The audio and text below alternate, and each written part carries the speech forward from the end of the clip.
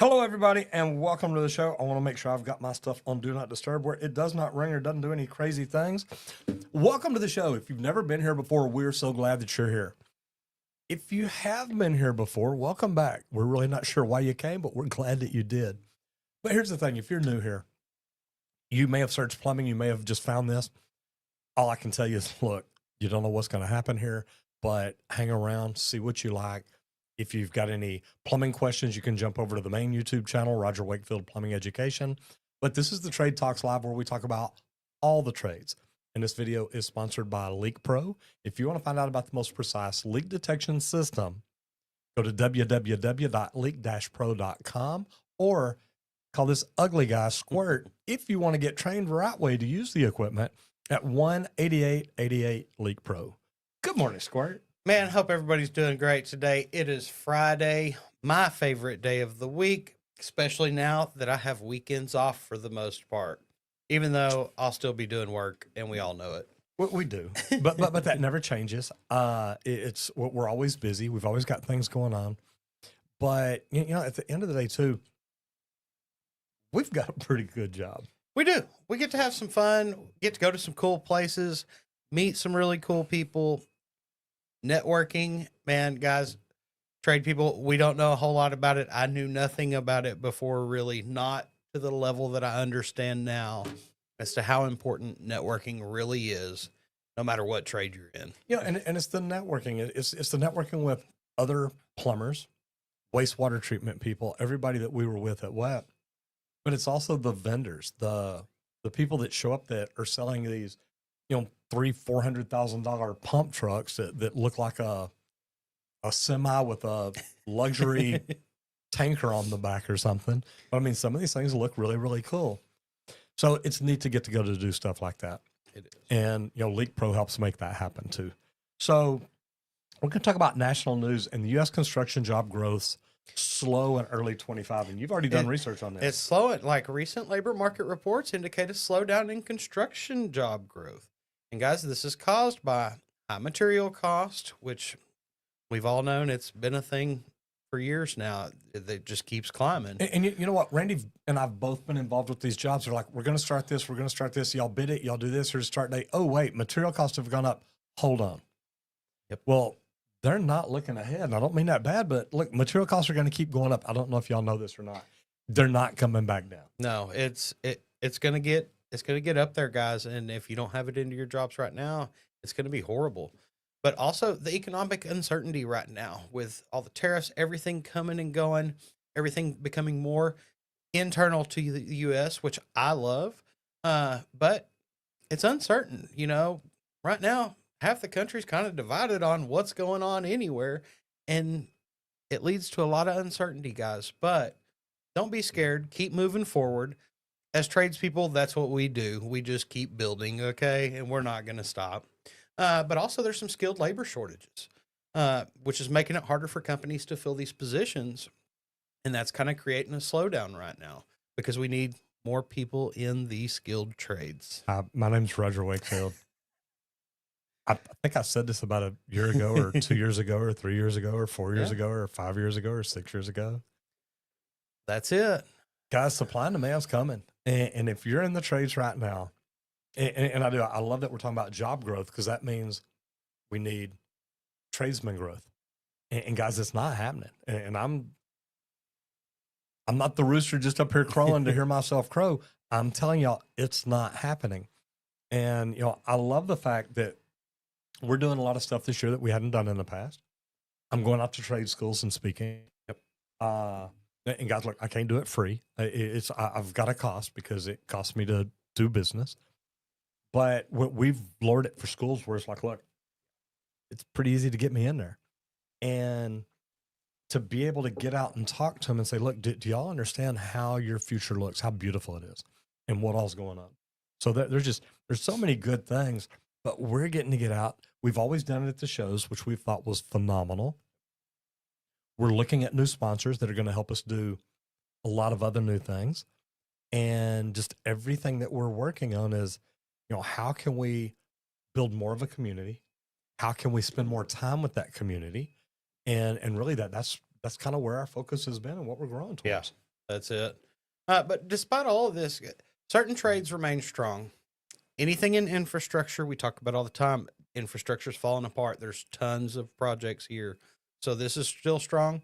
HVAC and electrical work, they're still seeing demand due to energy efficient building upgrades, government funded projects, data centers, things like this, guys. All this is still going on, even with these slowdowns for other portions and other trades. So it's something to keep in mind. And that's why we talk about a lot of cross training and learning multiple things and not just the trade that you're actually there to do. Pay attention to some of these other things because you may be able to get slow in your world. You can go help out in these worlds and keep work going for yourself. And look, new hires, it may be slowing down a little bit. Understand that. So if you're thinking today, hey, I heard Roger talk today, I'm going to go get a job in the trades today, and you go out and they're like, well, we're not hiring right now. Don't give up. Understand that, look, a month from now, 2 months from now, the world may be completely different. I don't see it slowing as much as he's talking about here in the report. I mean, we were in Indianapolis. Yep. We're driving around. It's like, man, I love seeing the cranes. There's a lot of construction going on down there. But remember, too, that residential construction may slow because of the higher interest rates. Homeowners want to, well, I'll wait to see when they come back down, not if. We know that they're going to fluctuate. Economic uncertainty leading to project delays, not knowing what's going to go on there. But skilled labor shortages. And guys, we talk about that all the time. And the residential construction, they can wait. Commercial construction, businesses delaying new builds due to higher interest rates and things like that, or economic concerns. They're like, well, do we grow not knowing what's coming? We think it's all going to get better, or we all think it's going to get better. But a lot of people are like, look, no, I need to see it getting better before I do that. And this is really going to help the union trades because a lot of these bigger jobs, they've got the people that they can move around the country. So there's a lot of good benefits to this. At the end, it helps us all when we grow. So recruiting people into the trades is going to be a good deal. Let's go to the bottom line, because managing cash flow in a seasonal trade business. Now, I've been a plumber my whole life, but then I got involved with an HVAC company. And to see them and the way business is, I mean, literally from about April to November, let's say September, April, May, June, July, August, maybe September. They don't stop. Most of these guys are like, look, I'll work 7 days a week as long as I can. Or they'll work 6 days a week, working 12, 14 hours a day. And then, you know what, Sunday? Don't call them. It ain't gonna happen. But I mean, you've got to look at that, because how do you manage your cash flow for that? You say, well, from April to September, life is amazing. Yes, it can be. But also, if you're the technician in that, you know, we're talking about businesses managing the cash flow. But, you know, think about it, Randy. If you worked overtime for 6 months, Yep. April, May, June, July, August, September, 6 months, Yep. you got it going on. You're making bank. If you get accustomed to that paycheck and you're spending that paycheck every week, which is what most tradespeople do. I love y'all. Yep. I love y'all. Y'all know that. But this is what most tradespeople do. And I like that we can talk about it from a technician too. I used to do it. We I both used to did. do it. We both did. Yep. And then it's like, okay, hey, the overtime is slowed down. We're going to cut back to about 30 hours a week for 8 or 10 weeks. And then you're like, wait, I can't live on 30 hours a week.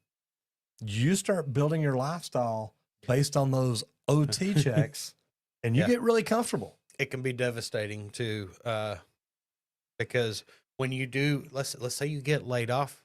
Well, guess what? If you've stacked some of that money while you were You ain't working worried all that about it. overtime, well, lay me off. I'm good.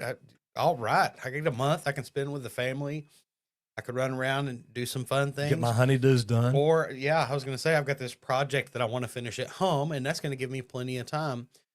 But if you spent everything that you earned extra above the norm, then, well, you're not going to be able to say that, and you're not going to be able to take a break like that either. Absolutely. Okay, so David Mullins says, Roger, I am officially starting my service plumbing business first week of March. Congratulations. I have masters, contractors, and insurance. What's one piece of advice you wish you would have known when you started? Have a great bookkeeper slash CPA, and have a great attorney. Just make sure that you're doing everything right. Those two people there, I don't care what kind of business you're in. Those are two relationships that you need with really, really good people. Brother Matt McDonough says, Mr. Miyagi of Plummet and Square. What's up, brothers? Happy Friday. Hope all's going great. Have a great weekend. Skilled labor is so short. Man, that is so true, brother. People's are either really skilled and retired, yeah, or are not willing to grab the skills for the, or will not get out to grab the skills for that benefit. And guys, it helps you. If you get out and learn these skills, it helps you grow. Jeff Pork says, just took my millwright interview today, 80 hours a week for me every week. I got 2 years at it now. Look, Jeff, I love that. Matt's got 2 years at it. Yeah, there we go. Yeah, Jeff says, just took my millwright interview today. Good luck with that. I hope it really does come out. And then there we go. Matt says 80 hours a week for me every week. I've been there, and man, it'll wear you out. Yeah, and like whenever your business and you're running this business that does have these seasonal flows of cash, hang on to some of it. Keep that emergency stash put back in that business to be able to handle a slow time if it comes. Because sometimes, guys, abnormalities happen. For me, websites break sometimes. You lose a couple days. Well, guess what? That could have been sales that it's possible opportunities. Worst part is it's unknown. So you've got to be ready for different things and have that ready to be able to keep your business floating through those slow times. And also maybe offer some maintenance agreements or things like that. So you've got a steady income to the side that you know is coming in every month also. So if you're a technician, enjoy the good times. Put that money up because it look, winter, spring, summer, and fall, or winter, spring, fall, and summer. Something like that. Winter, spring, fall, summer. There we go. Guys, you can get through it. Company owners have to get through it too. So the good thing too is, if you're an employee or an employer, talk to your employees. Hey guys, look, man, things look good now, but remember, it's going to slow down here in a couple of weeks. Y'all get ready for it. That way it's not just a hit in the head. And we're going to roll, talking about hitting in the head, we're going to roll straight over into safety. Preventing falls on job sites. And I've got to tell you, I have fallen off of a 12-foot ladder. It was my fault, 110%. I was being lazy. I was up on the top of it where you're not supposed to be. And to be honest, I don't know that I had a whole lot of formal training by then because this was early 80s. I had been on jobs. OSHA was around and I'd been on jobs. I probably knew better, but I thought, you know what? I'm just going to get up here for a second and I'm going to drill this hole. I was working for a sign company, so I'm out putting a sign up. And I probably leaned out, which is what we know not to do. Keep your belt buckle inside your rails. And so not only there's no rails up when you're on top of it, so you're leaning out and you're doing this. And the next thing I know, I'm going down and I'm going down backwards because I turned. And luckily I put my heels down and my forearms down. My forearms, elbows, wrists, nothing ever hurt. That's good. And I mean, falling that far, that could have been bad. It didn't jerk my head far enough that I had any problems there, or maybe I do. Randy's just not telling me. But at the end of the day, my heels swelled up about this big around. Now, it was a little mom and pop company. Of course, they didn't want me to go to the doctor. They're like, hey, look, go home, soak it nice, do this, do this. Didn't pay me for my days off. I go home and soak it nice. And I probably should have gone to the doctor. I mean, they're this big. I at least needed pain pills. And, it's kind of crazy. But lack of proper fall protection is one of the biggest problems. Not most commercial companies, because most of the big ones, most union contractors, they've got everything they need. Yeah. I did shaft work, so I was always dealing with fall situations. Proper tie off is the key importance here. And I'd run straps way back and have yo-yos and stuff. And safety guys were like, wow. And you've got all that flagged off too. I said, well, I don't need anybody messing with my strap while I'm over here. I'm going to end up hurting either. somebody. And he's like, I actually like this. Like you're going a little above and beyond what most do. And I'm like, look, I know it's not real good. I don't want to get here overhead, do all this, but to be able to get there and actually get something ready, here's how I do it. And they're just like, This is great. I like you are actually thinking about it because guys, falls are the number one leader of fatalities on Slips, trips, construction and sites. falls. The biggest thing right there. That's it. Because we all know walking around a job, you slip. Well, guess what you do? You fall. Okay. That's what these all cause. It's horrible. Keep an eye out, pay attention to your surroundings, tie off properly. And make sure that you're checking your ladders. Okay, Mhm. to be honest, that ladder I was on was probably wobbly, but I didn't know at the time. Hey, I can check it. I can say, hey, this isn't a safe ladder. Nothing like that ever crossed my mind. But if you're on ladders or scaffolding, there's Yep. rules. There's supposed to be a scaffold inspector every day. And I've seen different companies get together and say, okay, Roger has been trained. So the electrician, the HVAC tech, the plumber, maybe the mason says, look, we're fine with Roger. We know he's got training. We've seen his certs. As soon as he signs off of it, all of our people are allowed on it. A lot of times though, every company has to have their own person sign off on it. Because I mean, think about that. I'm taking the liability of all these people on this thing in my hands, putting it on my company because they trained me. But a lot of companies are like, everybody has their own scaffold inspection person and nobody gets on it until everybody has signed off. Known as the competent person You for bet. that company. It's huge. And then improper use of personal PP. I've seen people have on full body harnesses and you tell them, hey, the day's over, and they just step right out of it. It's Yep. like, that's not how you're supposed to wear that. Yeah, and guys, if you are wearing it like that loose, if It's you going to kill you when fall, you do need it. Yeah. it's not going to help you any. Yeah. Okay, It's going to hurt you. it's going to hurt you a lot because I've been trained on a lot of harnesses and things and watched some crazy falls and scenarios. Guys, wear your PPE correct. If you don't know how, check out the manufacturer's website. They will have instructions or guides on exactly how to do it and how to adjust it. So check it out. Okay. So let's talk about new construction because this is something we've kind of been talking about, but it's the rise of prefabricated plumbing and electrical systems. Now, we talk about all the time about the modular homes and the prefab this and the prefab that. And it was neat being at WET. You've got EPL there. Yep, Love that's- John Who and Jerry. just popped in my head. Yeah. And I'm standing there talking to John, and John's like, look, Roger, when I used to lay out a job, I went out and laid everything out on paper, figured all my cuts, figured everything, and then I could give it to my apprentice while I went through and notched things. Said my apprentice go through, and if you cut it exactly like I did, you put it all together, it's perfect. You just slide it in the notches. And, I love talking to plumbers like that because I was always one of those plumbers that's like, look, if we've got measurements here and we got a fitting book, we can prefab this whole thing. And they're like, how did you know that measurement would be that? How do you not see that that's what it is? Helping a barber buddy of mine one time, and I was in the very back room putting all this pipe together and sliding it down because he had this piping chase down the whole building.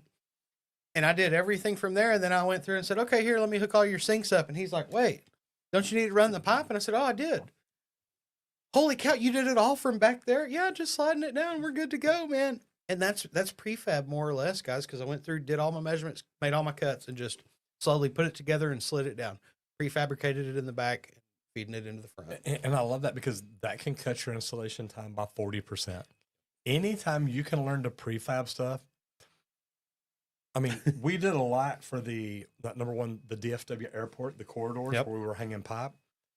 I would literally go in each corridor. I knew the dimensions because it had everything was not like a quarter degree. It was like a 16th of a degree angle every 30, 40 feet because it makes a circle. Yep. So we had to get out here. We had to do the math, come up with the angle, and I'm good with that. And then you start building these fab sheets or spool sheets, and you send them to the office. They ship them out. You fly it up to the roof, roll it in position, lift it up, and you're good to go. And everybody's like, man, how did y'all do that? And the only time it didn't work is when the QC at the fab didn't check things right. And we get stuff out. Weldolets are on the wrong side. Threadolets are in the wrong position, something like that. And man, I would raise Cain. It's like, look, if I'm going to pay y'all to do this, it's got to be done right. Well, I was on Parkland Hospital doing my mechanical room floor, and I was in the middle of the building, so it was the booster floor to keep everything going up. They drew the piping wrong on one side of all the pumps and everything, and like I'm looking at it, I'm starting to lay everything out. I'm like, boss, what did they do here? And walked him through it. And he's like, holy, good catch. Because most installers Would wouldn't just have keep ever going. caught it. They would just They're keep like, going. oh, no, Yep. it's drawn this way. This is how I'm putting it in. This is how I'm supposed to do it. But it was kind of a mirror image system on both sides that I was dealing with on this mechanical room. It's like, no, this is jacked up. I'm not going to do it this way. And he caught it. He's like, yeah, no, definitely don't. Let's hold off on here. Let me move you over here for now.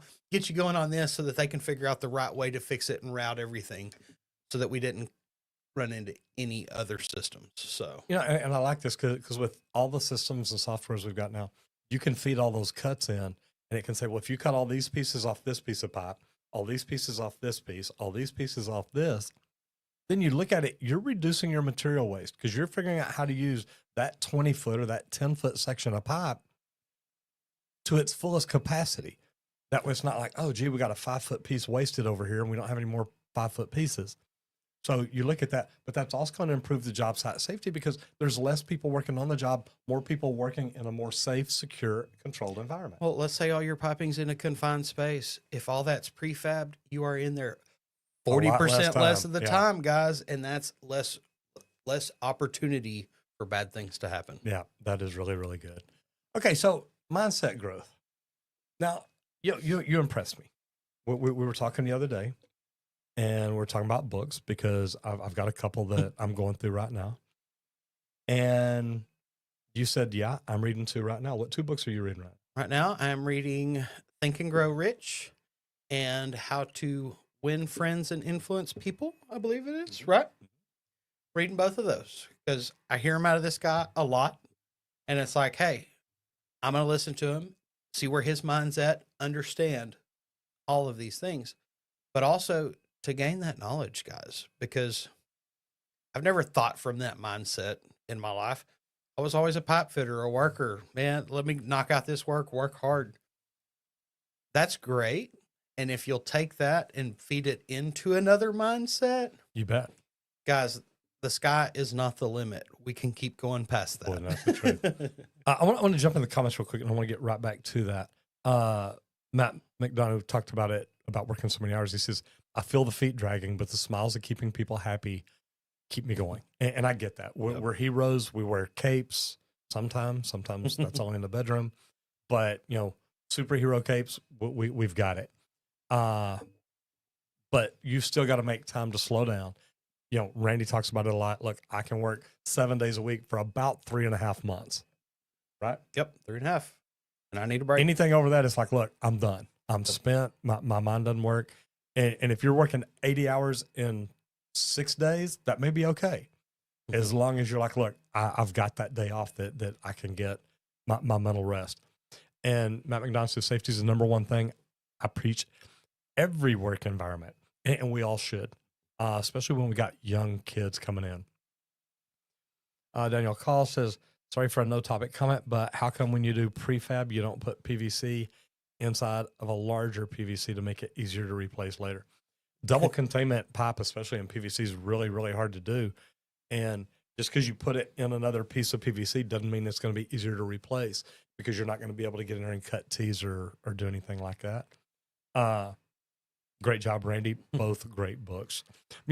Those are 2 good ones. And then another really good one, and I don't talk about as much, as Rich Dad, Poor Dad. Yep. And it's neat because I'll be speaking in March in Dallas. And Sharon Lecter, the author of it, she wrote it with Robert Kiyosaki.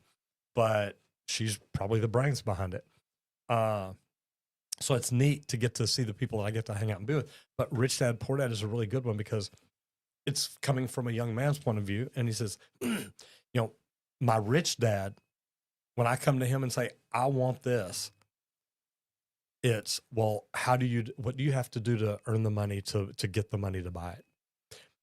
The poor dad, you come to them and say, I want this. They're like, yeah, you can afford that. We can afford this. Yep. It's not, okay, what do we have to do to be able to afford this? And I probably should have told it from the poor dad's point of view first, because he'd go to his poor dad's and say, Dad, I want this bike. And say, yeah, we can't afford it. Rich dad is like, well, what do you have to do in order to afford that? How much is the bike? The bike's $1,000. Okay, you make $10 on every lawn that you mow. How long is it going to take you to raise $1,000. That's it. And that's really, I wish that we taught that more in school. But I'm gonna get off that soapbox before I even get on it. Yeah. It'll be a long one. But mindset growth is big, and I love that you're reading. So go ahead. I love the thing you've got listed here about, you've got things that listed that take no skill whatsoever. But That's go it. ahead. Guys. The importance of reputation in the trades, It's guys. huge. And something that I learned coming into the union, this guy told me, he said, look, you've got one name. Don't ruin it. That's the name that you're going to be known in this union all the time. And everybody's going to know that name too. So you've got to think about that. But in the trades, your reputation is everything. And a strong reputation means better paying jobs, more referrals, loyal customers, and steady work. Now, I want to talk about this because the better paying jobs, a lot of people don't believe that's what they're like. Well, you're union. They tell you how much you make. They tell Yep. you the minimum That of what you have to get scale paid. is minimum wage in the union. That's right. And it blew people's mind because I told them right before I got out of the union, I was making double scale. Okay. At the time, scale was 25 something an hour. I was making 51 something an hour. Now, I had bonuses on top of that. I had holidays on top of it. Everything is negotiable. People don't get that. Man, when you're good, you can get better paying jobs. That's it. But they're not going to give that to the bottom 10%. And normally, and I want to throw this in while we're here, because talking about reputation. Normally, you've got 20% of your people are in the bottom. They're the ones, when we have a layoff, we know who's leaving. Yep. 20% of your people are at the very top. They're the ones that make stuff happen every day. I don't have to tell Randy, I need the welder to keep his hood down today. Randy knows he's going to make it happen. Top 20%, bottom 20%. You're 60% in the middle. Now, that's the ones that they just show up. They do what they're supposed to do every day. They're good. They're not your top 20%. They're not going to hustle. They're not going to nail it every single time, but they're going to be productive. And as leaders, if you're a foreman, if you're a superintendent, if you're a business owner, we always want to work on that bottom 20%. Man, if I can get Randy to quit messing up, Yep. I can get him to do this. Well, to get him to quit messing up, I got to get him to show up on time. Then I got to get him to dress right. Then I got to get him to remember what he was taught the day before. There's a lot of work there. The smart thing to do is come to Randy and say, hey, Randy, look, you're in the bottom 20%. You got 90 days to get up in the next 60.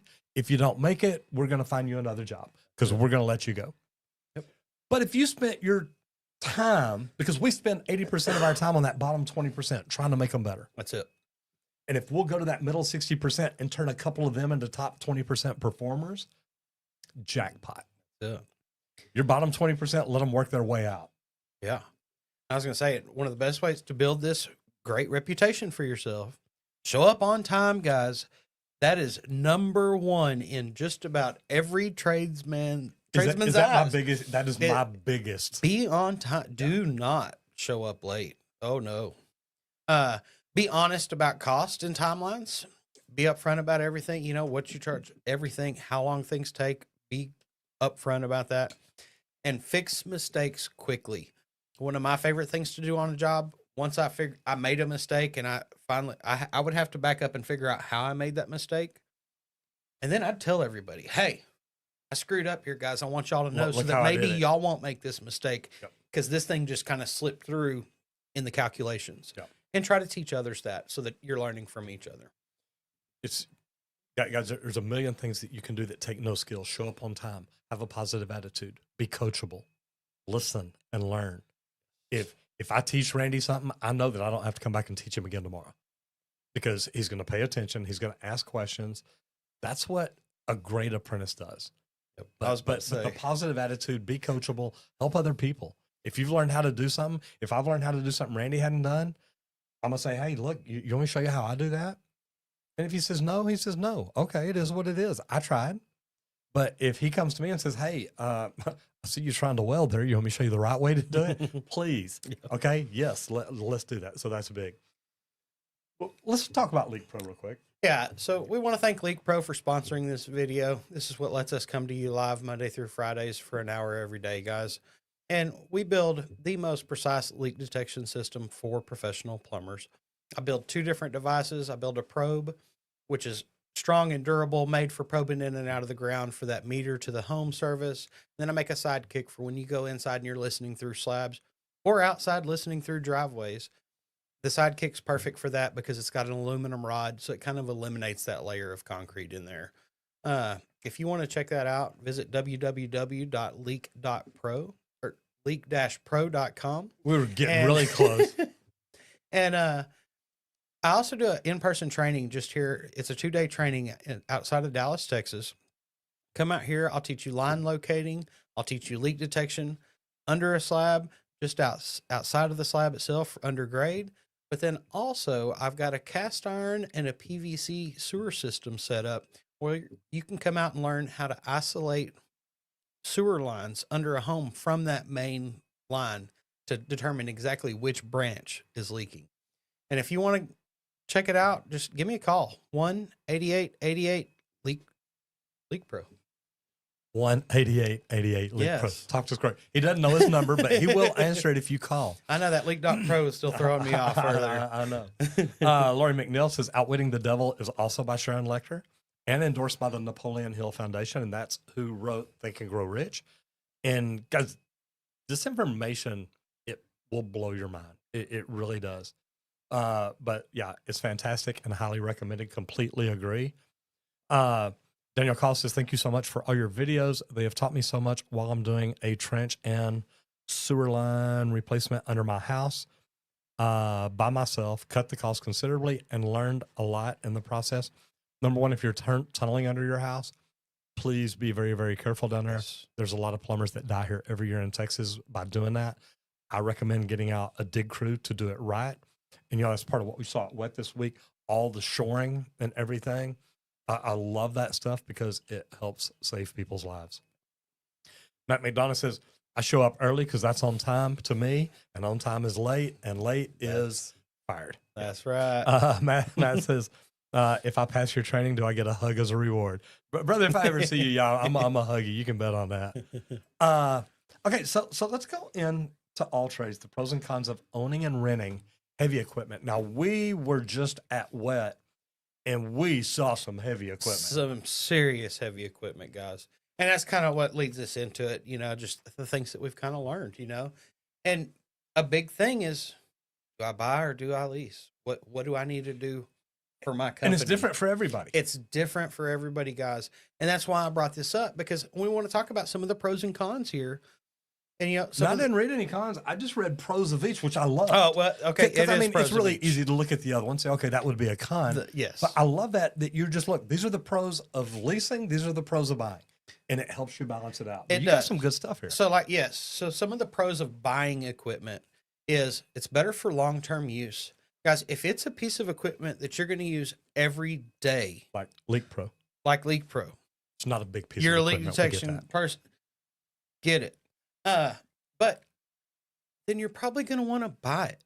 That way you're not getting charged daily rentals, weekly rentals, monthly rentals forever because you're using it every day, day in, day out. Because even whenever that equipment sits there over the weekend, you're paying for it. So think of it that way. Tax write-offs, because it's depreciating every day too. So that's a good thing for you to be able to depreciate that and get that back on your taxes.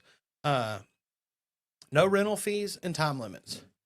That's huge. If you do a lot of projects, long-term projects, things like this, look at the cost of that equipment and see if it's worth going ahead and investing in. But also, renting has some serious pros too. Here's one thing I like about owning, and me and you talked about this before. You and I both, we drive our vehicles for a long time. Yes. But we take care of them. Right. It's not like, don't get me wrong, I may not wash it for a whole year. It's Texas, but and I may not. But the inside of it's pretty clean. I have my oil changed. I have my tires rotated. Yep. I keep good tires on it. I have my windshield wipers done regularly. I need to do something on my battery. Yep. I'm glad we didn't take it to the airport because it didn't want to start on me this morning. Good. And I had to go in the house and get my little Halo battery pack. Yep. And it turned it over. Good. And don't get me wrong, my battery wasn't dead, but I put it was cold. Lots of miles. I remember one of the last trucks I had over 300,000 miles on it. Yep. But it looked great. I took good care of it. I've got a couple of rips in my seat. I need to work on that. But I do like that idea because if you keep that vehicle like me, say 10 years, there's 3 or 4 years that you're not making a payment. You can do something else with that money. Put it in savings. What can you buy in 4 years, putting that $1,000 a month in savings? I mean, now you got 50 grand. Now it's like, okay, what piece of equipment, if I could just walk out and buy, I want a new Jetter. That's going to make me money and I can Right. pay cash for it right now because I've driven my truck for so long. Yep. So different opportunities there. But now, what are your pros of renting? So the pros of renting, number one, no maintenance cost, guys. If you're renting that equipment, you call that rental company, they come out and they fix it. It's about how it goes because it's all built into that rental price. Access to the latest models without a high upfront cost. You can get the newest piece of equipment whenever it comes out, no matter what. You can call, if you've got one sitting on the job right now, you can call and go, yep, come pick this one up. I want that new one that just came out. And I know that y'all have got some in stock, and that it'll happen. And there's flexibility. If you don't use equipment every single day, it's just for some projects here and there, definitely go for renting because you've got that flexibility. Look, I only need it for a couple days at the beginning of this job, and then there's 2 weeks that are going to go by, and then I just need it 2 days. It may just be worth renting it that 2 days and that 2 days instead of the full 2 weeks. You're going to have to look at this in your pricing and figure it out. I used to be an estimator. It's pretty easy to get a good estimate from those guys for different time frames. You know, and I do. I love looking at that because it gives you options. Now we're going to roll down to the laws and licenses, navigating state reciprocity for tradespeople. And I'm going to get on my soapbox for just a minute because I definitely think that there should be a national certification for MEP, plumbers, electricians, HVAC techs. If you want to throw welders and pipe fitters in there, I'm good with that. Most of them, there's not really a license, a professional license. The welders, there's certifications. Yep. But really, your certifications are good state to state anyway, because that's a national certification. I love that I'm a lead AP. It's a national certification, leadership in energy and environmental design. I could work on a lead project anywhere in the United States, and that's going to lead LEAD towards more lead points. So reciprocation's a big deal because it makes it where we can cross state lines and not worry about which license we have. But you've got some states here that are really doing some stuff good on. So yeah, some states that are actually offering this for trades, like Florida and Georgia, electricians can transfer their license from one to the other. I think that's pretty cool just in general, because if you are looking to move, you're going to want to check any state that you're going to go to and see what happens with your license. Texas and Louisiana, HVAC contractors have easy and plumbers. Thank you, Texas State Board of Plumbing Examiners. Between Texas, Louisiana, and Texas and I think we've got Arkansas involved. Arkansas. too. Okay, that's what I was thinking. North and South Carolina, general contractor license can transfer from one to the other. And guys, this is huge. This is headed towards what we think it should just be a national agreement. And if your state's super different than others, then let's make that a certification, an add-on to the license or something to be able to work on certain things in certain places. And just for double checking, Texas State Board of Plumbing Examiners has reciprocity agreements with Louisiana and Arkansas. These agreements allow licensed plumbers from those states to get an equivalent license in Texas without taking an exam. Nice. And reciprocity agreements help to streamline the process of registering and approving out-of-state licenses, can also help create or increase the number of trained plumbers by bringing others in. And it can help the demand for licensed plumbers during economic booms and times of disaster, which is part of what we talk about as to why we think there should be a national certification. Because if I just had a national plumbing license, I don't have to worry about the reciprocity agreement in Oklahoma or Arkansas or Louisiana or anywhere else. So it's good. California and New York, some of the hardest ones to get reciprocity in because they just don't do it. And Illinois and Pennsylvania, same thing because of no statewide licensing. So it really does make it harder to do stuff like that. Yep. And I love it when we get these plumbers that come in from Texas or California. They've never really had a license because they've worked under a plumber who just said, yeah, you're a plumber. And they're like, well, I was a plumber in California 7 years. Well, okay, just take the test. That's all you got to do. Lisa Hill and them are good. If you can prove you worked as a plumber that long, we'll give you the credit for the hours. Come on. We need plumbers. Come on. And they come in and try 3 or 4 times and Tony can't pass the test. It's That's like, it. man, I'm sorry. Okay, so we're going to go straight down now into business training. And this is one of the most important things that you can learn. And how to win friends and influence people. It's about communication and how you treat people and how you talk to people and things like that. So it's wonderful, but you've got to understand that. And we were talking to a young plumber, yes, 2 days ago. 2 days. Yep. And we talked that morning. He talks about how big his business is and how much he's grown and all that. And I asked him what it would cost him to hire a plumber in his area. And he told me, and I said, so what number are you basing your flat rate upon? Your upfront pricing, whatever you want to call it. He said, $185 an hour. Yeah, it wasn't enough. And I did. I was told him, far off. I said, you're losing money. You're not making profit, are you? He said, no, I'm not. I said, well, the reason is because based on this, here's what you need to do.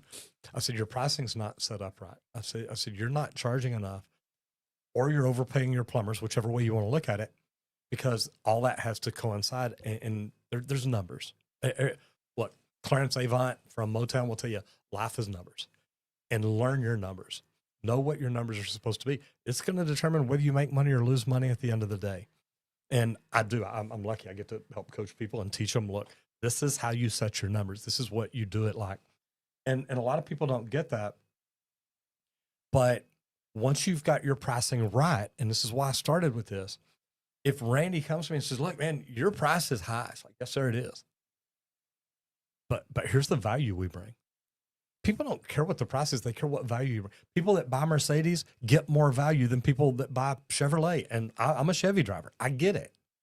I'm not complaining about it. But there's value for that Mercedes. There's value for that Corvette. There's value for that BMW, Lamborghini, whatever it is you want to buy. Some people buy that and they see the value. They're like, hey, I got the fastest car in the world. I got the sexiest leather in the world. I'm wrapping my ass in fiberglass. Yep. It's just, I mean, Yeah. there's It's value whatever there. it is. And we all find different value out of each different thing too, and that's something to remember. But you've got to be able to break down the cost and explain why. That's the key. Show them, hey, here's the material cost. Here's the labor portion of this, and here's why. And explain that to them so they understand how it's kind of built and structured. Not just, oh, this number is way too high. And, oh, well, that's just what it is. That's not a good response. Kind of talk them through it, coach them through it, let them know exactly what you've got into it. Also, you can offer payment plans, depending on what it is and things like that. This is an option that you can put out there for them. You can help them get it financed also depending on what services and things that you're providing. And that's a possibility. But the major thing, I like the quality that you're going to bring them, the problem that you're going to fix, and why you are the right solution.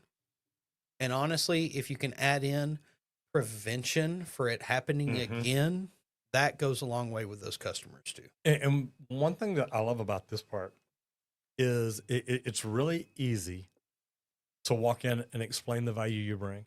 And then when somebody says, yeah, but I got a price from somebody else and they're cheaper. Okay, number one, everybody out there is not your customer. But when people tell me that, I'm like, you know what? I have no idea what they left out of the project. When we do a tunnel under a house, we have an engineer come out and make sure we've got the right amount of dirt going back in so you don't have a problem later. And we refuse to do that without doing it. And that's part of our package. Part of the value we bring. It's part of the security that we bring for you. And we also make sure that we have a professional dig crew come in because I don't want a plumber to die up under your house. And when you slow down and start explaining to people why you do what you do and how you do what you do, and oh, by the way, I get my work inspected and I'm looking at this other estimate they gave you. It says nothing about an engineer or an estimator, or an inspector. So I don't know what else they're giving up, but I also know that we use stainless steel under your house because I don't want it to rot. If it's just galvanized, it's going to rot away in a year. You're going to have this problem again. I use stainless steel rods, stainless steel hangers, stainless steel nuts and washers. And they're like, wow, you do go above and beyond. Yes, sir, I do. But if you want the cheaper guy, that's what you're going to get. And they're like, no, no, no, that's not what I want. I want it done right. So we're going to roll into vehicles, and I love this because this is one thing I had to ask myself when I started my company. Yeah. What do I want? Do I want trucks or do I want vans? And I like vans for certain people. I can agree to that. Like, because my first thought from riding in a lot of vans, it cuts down your visibility around you. So you have to be somebody that pays a little more attention driving a big loaded down heavy van versus a truck, which has windows all the way around, and you can kind of, yes, it still has blind spots, but they're not near as big. So that's something to kind of keep into mind as to who you've got in which vehicle, and that's huge. I like that. And the cool thing too is, and I love that you're looking at it from a safety point of view, because the visual's big. Because if you've got a work van, you don't want windows all the way around it. To be honest, I wish I didn't have the windows in the back. Yep. But what I do like is those rear view mirrors that That's have a front camera. view and it's a camera in the back, so you get a really good clear view. Yep. And I think things like that are amazing. But a truck is good to me if you're working out in the field. So say you're doing new construction, you're doing underground, maybe even top out. It's kind of nice to have that truck where if you need to throw 40 feet of 4-inch PVC on it, it's no big deal. You need to throw 10, 20-foot sticks of 3/4-inch copper and that many 1/2 inch. It doesn't matter. Throw them on there, strap it down. We're good to go. And to me, there's certain times that you need a truck. Anytime you're running gas and you've got your big threader, the old big threaders, man. I loved having those in the back of a truck. I've seen them in the back of a van. There's nothing wrong with that, but they get messy. They get oily. Now you're getting all that in your truck. I mean, in your van. I don't mind them out the back of my truck. I kind of expect that. It's going to rain and wash out. I know that's not what you want. I look at it both ways, though. But again, I like your pros. What are the pros of a van and what are the pros of a truck? Yeah. So the advantages of a work truck, it's going to be better for heavy duty jobs. If you're loading things in and out a lot, especially with like forklifts and things like that, a truck is a whole lot easier to load than a van, I assure you. Easier customization because you can actually get utility beds, ladder racks, toolboxes. You can kit a truck out the way you do a van, all from an outside approach instead of that inside approach kind of. You can organize a truck just as well, but it's a lot different and different parts, different ways to get things stolen. So, you think about it from those aspects too. Better off-road performance on a truck. Most of the time, trucks aren't quite loaded down as much. I feel like the brakes are a little better in a truck versus a van, for sure. Depending on how long they've been on it, maybe. But, I've also, I was going to say, like, I've been in some older vans too. But some of the advantages of the van, secure and weatherproof storage. And this is huge. It's one of the things that does kind of suck about a truck is you've got to have toolboxes to be able to put some of these materials in because rain, things like this that just happen on a day-to-day basis sometimes. There's more branding space on the van. If you want to have your vehicle wrapped and be this billboard that's driving around town, a van is going to be the biggest billboard that you can drive around town unless you're driving a box truck. But then also easier organization, like I was saying, from that inside view. With everything that they make now to kind of kit a van out, you can have a super neat space in there, depending on your projects and type of works that you do. And, that's like some other considerations here. You want to think about cost. Vans typically cost less to operate and insure than trucks. Fuel efficiency. Work vans get better mileage, but trucks tow more weight. And depending on, towing, things like that, if you're hauling stuff around, you're going to want a truck over a van in most scenarios. But then also, nowadays we've got electric options. More electric work vans are entering the market, but electric trucks like the Ford Lightning are also growing. So some different things to kind of think about here, and we'll just kind of see how it goes. But depending on which trade you're in is going to depend on which one's going to work best for you. But these are some of the pros to think about from each side of it and just figure out which one's going to be the best for you to use and go your route. All right, we're getting ready to go to social media here, so I wanted to pull something up because it was really neat. Randy and I got to see the lady plumber the other day, and Marianne's cool. She's done the rigid thing. Here I am trying to go save that right there.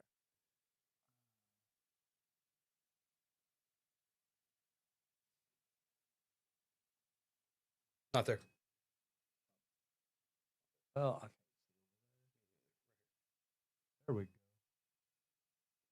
We're gonna get this I know. for I sure. want to show you because she's a neat lady. I know. I'm stick her in here. There we go. All right, so I'm gonna try to show y'all a screen. Share right here. Window. Right here. Okay, so as you see, this is the lady plumber. This is Marianne Bocott. And she is not just a plumber, y'all. She's a plumber and a roofer. And she does it all. She runs the companies herself. She's got sponsorship agreements. She's doing some cool stuff. You look at her Instagram, she's 156,000 followers. She's also on YouTube. She's in other places. You can go to her link tree right here and learn more about her. But you got to meet her this week, Randy. Yeah. And like right up here. Yeah. Tell me Right there. Tell me your thoughts on Marianne.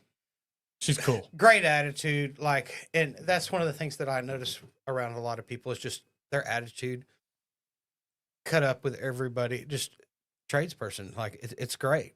Fitting in, cutting up, having a good time, and just the smile on her face is great. Every time I've talked to her, because I met her last year also, she's always got that good attitude. And hey, I love good vibes, and she's got it. And if you haven't seen what she's doing, look, jump over onto Instagram, follow her. Instagram, the lady plumber. She's phenomenal.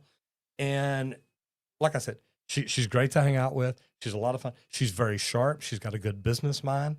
And man, she does things really well. When you look at all the different things that she does, I love that she's got the Fluke leak detector there looking for heat. But she is just a great person. So hanging out with her, getting to see her again, it was really, really neat. And I'm going to come back over here and go right there. So now you're back to us.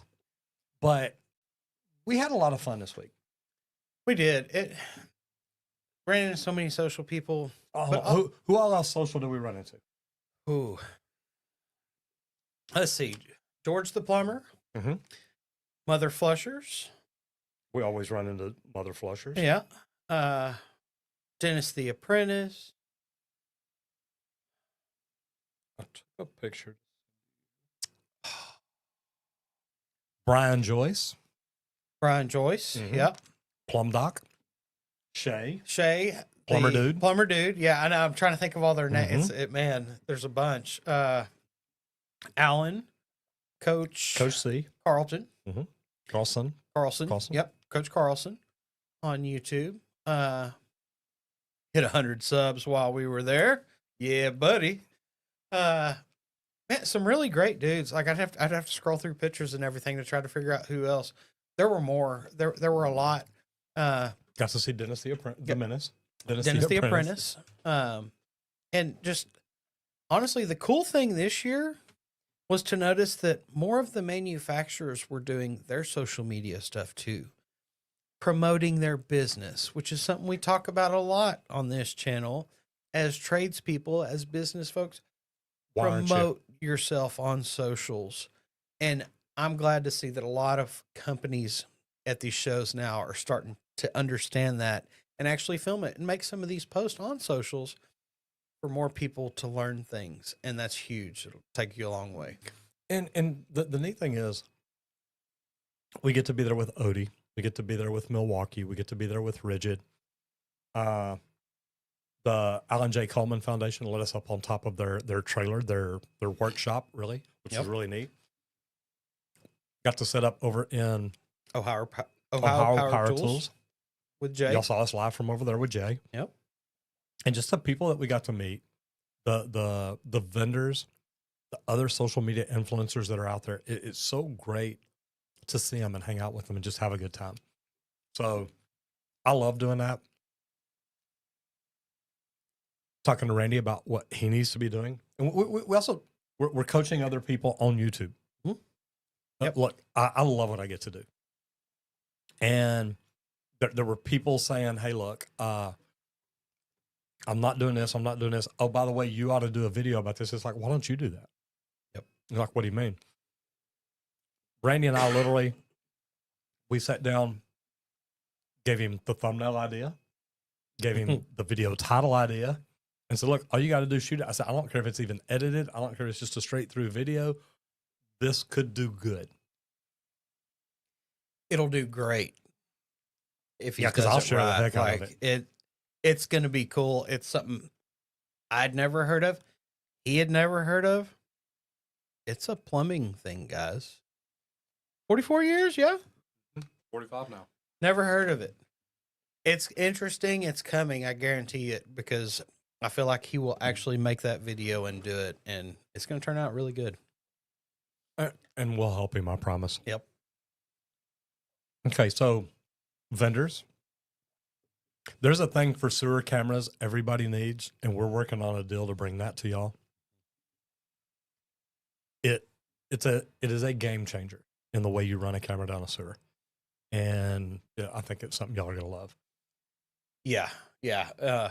We'll be doing a video before too long over on the Roger Wakefield channel for sure. Randy's got some stuff to build. I do. I've got work. That's to fun do. stuff to build, though. I And, love building. Like, something. yeah, like I like building things. I've always, that's one thing I learned from my trade. I love to build stuff, and that's what I enjoy doing with my time.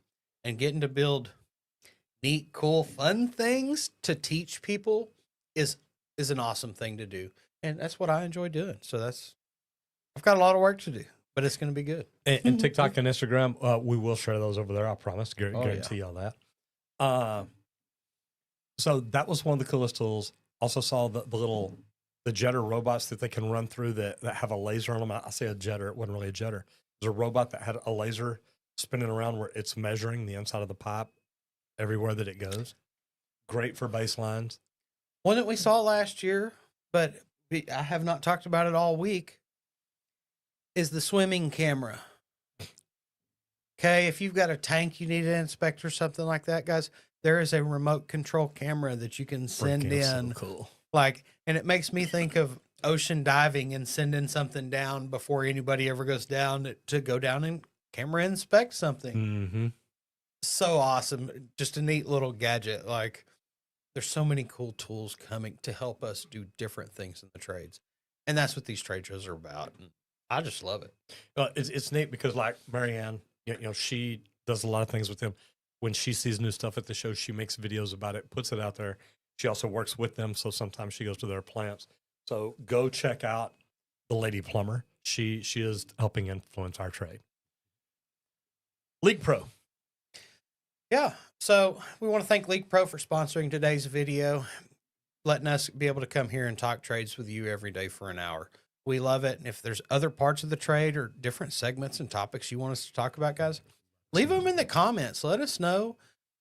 I'll find out. And hey, maybe whatever you throw out, we may be discussing it the next day. So get in there and let us know.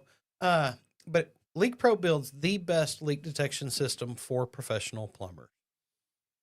Get the complete kit. That's going to cover you for indoor and outdoor, no matter where the leak's at, under the slab or underground somewhere.